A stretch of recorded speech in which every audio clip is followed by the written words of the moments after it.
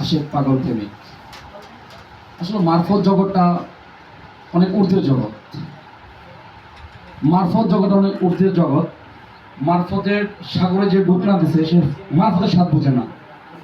আর মারফতের সাগরে ডুব তখনই দিবে যখন কামেল মোকামেল অলির কাছে যে মুরিদ হবে। যে পর্যন্ত একজন মানুষ মুরিদ না হবে, সবক না নেবে, হককালীন পীরের কাছে যে বায়াত না হবে, তখন তার কাজবুক খুলবে না, তার অন্তরটা খুলবে না। একটা মানুষের দেহের মধ্যে 6টা লতিফা আছে। 6টা লতিফা থেকে একটা লতিফা জীবিত করে কোনো ব্যক্তি যদি কবরে যায়, তার জন্য দোজখের আগুন হারাম হয়ে যায়। আমাদের অবস্থা চন্দ্রপুরী বলেন। আর আমার বন্ধু কবির ভাই একটা কথা বলে গেলেন শরীয়ত দৃষ্টিতে। আসলে শরীয়ত হচ্ছে বাহ্যিক দৃষ্টি, শরীয়ত হচ্ছে লোক দেখানো। ইবাদত করার জন্য মানুষকে আলো বানায় নাই, ইবাদতের জন্য আল্লাহ মানুষ সৃষ্টি করে নাই। কোটি কোটি ফেরেশতা বানাইছে ইবাদতের জন্য, আল্লাহ মানুষ বানাইছে প্রেমের জন্য। এটা হয়তো কথাটা বললে অনেক শরীয়তের মানুষ আছে আমার বিরুদ্ধে হতে পারে। মানুষ আল্লাহ ইবাদতের জন্য বানায় নাই, মানুষ বানাইছে প্রেমের জন্য।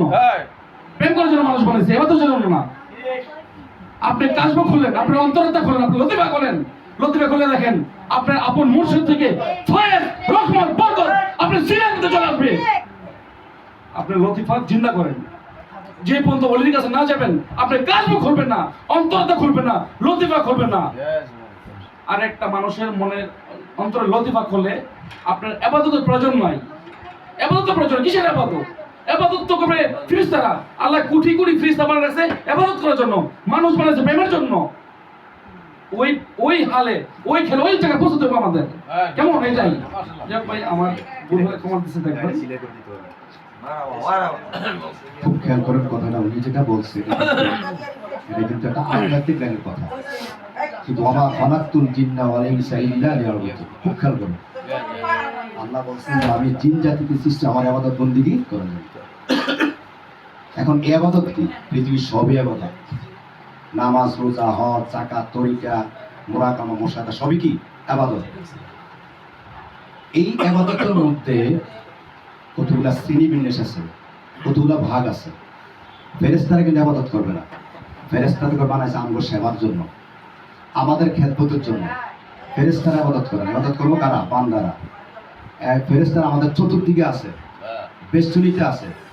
এরা আমাদের খেদমত করবে, এদের আল্লাহর কাছে নিয়ে আমাদের বিষয়গুলি না পৌঁছাবে, এদের দায়িত্ব। তাহলে খুব খেয়াল করবেন কথাগুলি। কেন বলছি? যেহেতু আমাদের আশেপাশে ডাইনে বামে অনেকগুলা কান আছে, চোখ আছে, ব্যাপার আছে। এই জন্য বুখারী শরীফ আছে 3 জায়গায় মিথ্যা কথা বলা যাবে। কথাটা খুব কেন বলছি? কথাটা বোঝার জন্য। বুখারী শরীফ 3 জায়গায় মিথ্যা কথা বলা যাবে। কয় জায়গায়? বুঝলেন আমার কথা? কিন্তু এই ওয়াজ সব জায়গায় করা যাবে। কারণ কি? কারণ হচ্ছে যেহেতু সবাই এই কথা বুঝবে। আসসালামু আলাইকুম।